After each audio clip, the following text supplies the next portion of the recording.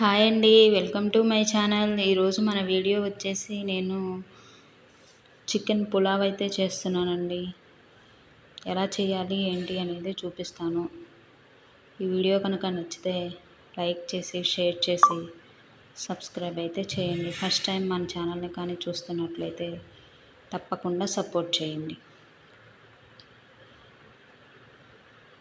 ఎలా చేయాలో ఏంటి అనేది చూపిస్తాను. ముందుగా స్టవ్ వెలిగించి గిన్నె పెట్టుకొని ఆయిల్ వేసుకొని మీ దగ్గర అవైలబుల్లో ఉన్న దినుసులను వేసుకొని అవి కొంచెం ఫ్రై అయిన తర్వాత ఉల్లిపాయలు, పచ్చిమిరపకాయలు, టమాటాలు కట్ చేసుకొని అవి కూడా వేసుకొని ఫ్రై చేసుకోవాలి. ఇలా ఆయిల్లో కలుపుకుంటూ ఫ్రై చేసుకున్న తర్వాత నేను 2 టేబుల్ స్పూన్స్ అల్లం వెల్లుల్లి పేస్ట్ అయితే వేసుకుంటున్నాను. అల్లం వెల్లుల్లి పేస్ట్ కూడా పచ్చివాసన పోయేంత వరకు ఫ్రై చేసుకోవాలి.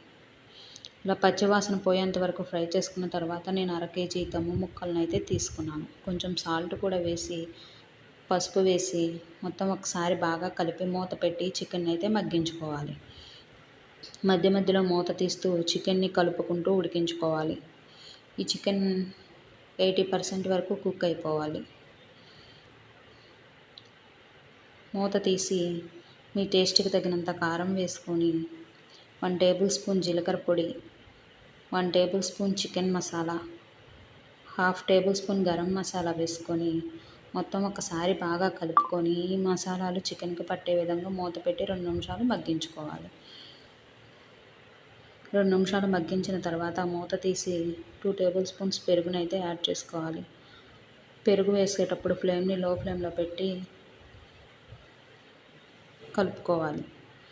ఇలా పెరుగు వేసి కలుపుకున్న తర్వాత 1 టేబుల్ స్పూన్ ధనియాల పొడి కూడా వేసుకొని నేను నార్మల్ రైసే తీసుకున్నానండి. దీంతో 2 గ్లాసుల వాటర్ అయితే పోసుకుంటున్నాను. మీరు కావాలంటే బాస్మతి రైస్తో అయినా చేసుకోవచ్చు. కొంచెం కొత్తిమీర కూడా వేసుకొని సాల్ట్ సరిపోయిందో లేదో చూసుకొని మూత పెట్టి వాటర్ని అయితే మరిగించుకోవాలి. ఇలా వాటర్ బాగా మరుగుతున్నప్పుడు మనం అరగంట పాటు నానబెట్టుకున్న రైస్ని అయితే ఈ వాటర్లో వేసుకోవాలి. మొత్తం ఈ వాటర్లో వేసుకున్న తర్వాత ఒకసారి కలుపుకొని మూత పెట్టి ఉడికించుకోవాలి. మధ్య మధ్యలో మూత తీస్తూ కలుపుకుంటూ అయితే ఉడికించుకోవాలండి. సాల్ట్ సరిపోయిందో లేదో చూసుకొని మీకు సరిపోకపోతే అడ్జస్ట్ చేసుకోండి. నాకైతే అన్నీ సరిపోయాయి.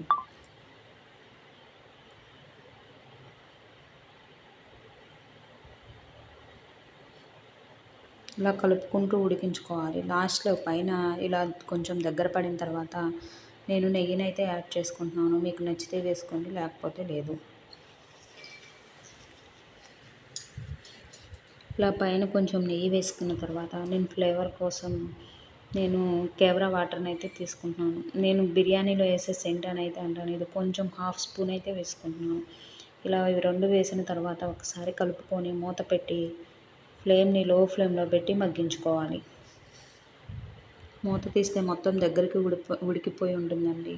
ఇలా ఒక్కసారి కలిపేసి ఒక 10 నిమిషాలు స్టవ్ ఆఫ్ చేసి తర్వాత తింటే చాలా టేస్ట్గా ఉంటుంది. అంతే. ఈ వీడియో నచ్చితే like, share, subscribe. Thank you for watching.